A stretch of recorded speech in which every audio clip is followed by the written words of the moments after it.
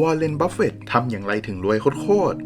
วอร์เรน บัฟเฟตต์เนี่ยเป็นนักลงทุนที่มีชื่อเสียงอย่างมากและยังคงเป็นตัวอย่างให้แก่นักลงทุนหลายล้านทั่วโลกชีวประวัติอันน่าสนใจของเขารวมไปถึงเรื่องราวของวอร์เรนเนี่ยบางส่วนถูกนำมาใช้ในสุนทรพจน์ในวิดีโอนี้เราจะมาดูกันว่าเรื่องราวของวอร์เรน บัฟเฟตต์เขาทำอย่างไรถึงรวยโคตรจนถึงปัจจุบันเขามีอะไรเป็นแรงบันดาลใจจนได้เป็นมหาเศรษฐีอันดับต้นๆของโลกย้อนกลับไปในปี 1930 ที่รัฐโอมาฮาเมืองเนบราสกาประเทศสหรัฐอเมริกา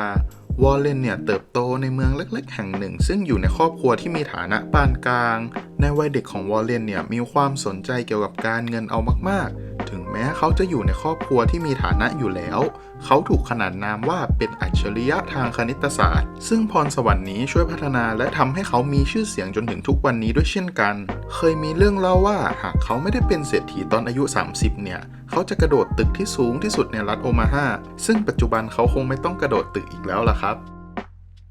เมื่อวอร์เรนอายุ 11 ปีนั้นเป็นครั้งแรกที่เขาเริ่มลงทุนถือว่ามันเป็นก้าวแรกของเขาเลยทีเดียววอร์เรนเนี่ยได้ซื้อหุ้นในราคา$38เมื่อราคาหุ้นเพิ่มไปที่$40เขาตัดสินใจขายในทันทีก่อนที่ราคาหุ้นจะพุ่งขึ้นไปอีก$200กว่า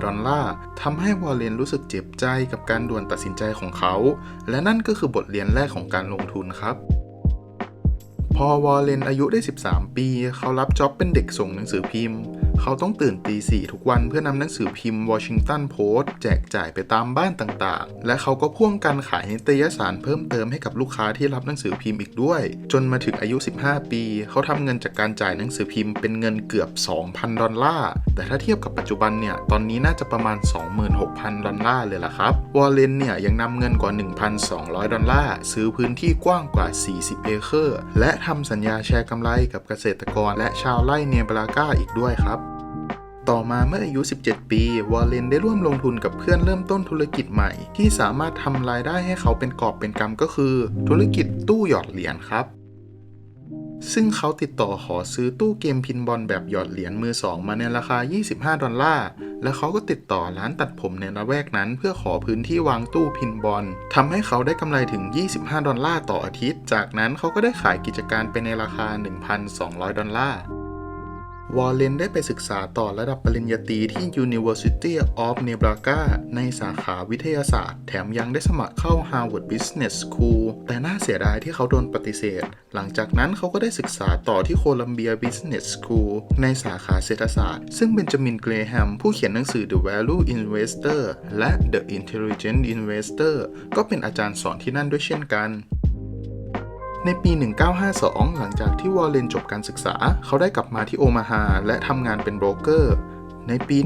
1954 เขาได้ย้ายครอบครัวของเขาไปที่นิวยอร์กซึ่งเขาทำงานเป็นที่ปรึกษาให้กับอาจารย์ของเขาอย่างเบนจามิน เกรแฮมจนถึงตอนนี้เราจะเห็นได้ว่าวอร์เรนเนี่ยไม่กลัวที่จะทำงานหลากหลายอาชีพสู้เพื่อเป้าหมายระยะยาวเขากล้าที่จะใช้โอกาสทางธุรกิจที่หลากหลายเพื่อหารายได้และลงทุนอย่างชาญฉลาดในปี 1954 วอร์เรนได้เป็นหุ้นส่วนบริษัทของเบนจามินเงินเดือนเริ่มต้นของวอร์เรนอยู่ที่$12,000ต่อปีหากเทียบกับปัจจุบันก็คงประมาณ$19,000ต่อปีเลยล่ะครับหลังจากปี 1956 เบนจามินได้เกษียณอายุและปิดการเป็นหุ้นส่วนครั้งนี้เงินออมส่วนบุคคลของเขามีมากกว่า$174,000ซึ่งเท่ากับ$1.5 ล้านในปัจจุบันวอร์เรนย้ายไปอยู่หลายๆรัฐจนตัดสินใจกลับมาที่โอมาฮาซึ่งเป็นบ้านเกิดของเขาและตัดสินใจซื้อบ้านในราคา$31,500ซึ่งต่างจากมหาเศรษฐีที่ปกติจะซื้อบ้านในราคาหลายล้าน$ในทางกลับกันวอร์เรนเนี่ยรู้สึกต่างออกไปกับการที่จะต้องจับจ่ายในราคาที่สูงขนาดนั้นวอร์เรนใช้เวลาส่วนใหญ่ไปกับการลงทุนเป็นพนักงานขายและเป็นนักวิเคราะห์ความปลอดภัยในปี 1956 เขาเริ่มทำธุรกิจร่วมกับเพื่อนสนิทและครอบครัวซึ่งเป็นหุ้นส่วนซึ่งมีเงื่อนไขพิเศษก็คือวอร์เรนขอให้หุ้นส่วนคนหนึ่งของเขาที่เป็นหมอหาหมออีก10คนเข้าร่วมการลงทุนกว่า$10,000ต่อคนซึ่งทุกคนต่างยินดีที่จะร่วมลงทุนด้วยภายในปี 1960 วอร์เรนได้เปิดรับหุ้นส่วนทั้งหมด7แห่งและมีสัดส่วนการถือหุ้นถึง 9.5% ในทรัพย์สินหุ้นส่วนมากกว่า$1 ล้านจนกระทั่งในปี 1962 วอร์เรนได้กลายเป็นเศรษฐีเพราะตัวบริษัทมีมูลค่ามากกว่า$7 ล้าน ซึ่งทำให้หุ้นส่วนที่เขาถืออยู่นั้นมีมูลค่าเกินกว่า$1 ล้านสหรัฐทั้งหมดเนี่ยเกิดจากการเริ่มต้นด้วยเงินทุนเพียงแค่$100,000นิดๆในเวลาต่อมาเนี่ยวอร์เรนเริ่มลงทุนโดยการซื้อหุ้นในบริษัท Berkshire Hathaway ซึ่งเป็นบริษัทสิ่งทอวอร์เรนเนี่ยมองเห็นถึงโอกาสที่จะทำเงินเพราะเขาเชื่อว่าบริษัทนี้มีปัญหาในรูปแบบการจัดการโดยเป็นการซื้อแบบสะสมหุ้นเขาเริ่มซื้อหุ้นอย่างจริงจังหลังจากมีข้อพิพาทกับผู้บริหารทำให้เขาเชื่อว่าบริษัทจำเป็นต้องเปลี่ยนผู้นำในปี 1970 เขาจึงตัดสินใจซื้อหุ้นเพิ่มจนกลายเป็นประธานและ CEO ของบริษัทซะเองแล้วไล่ทีมบริหารชุดเก่าออกทั้งหมดแล้วเปลี่ยนบริษัทให้กลายเป็น Holding Company เขาได้นำกำไรที่ได้จากเครือบริษัทนำไปลงทุนกับบริษัทประกันต่างๆและในปี 1990 บริษัท Berkshire Hathaway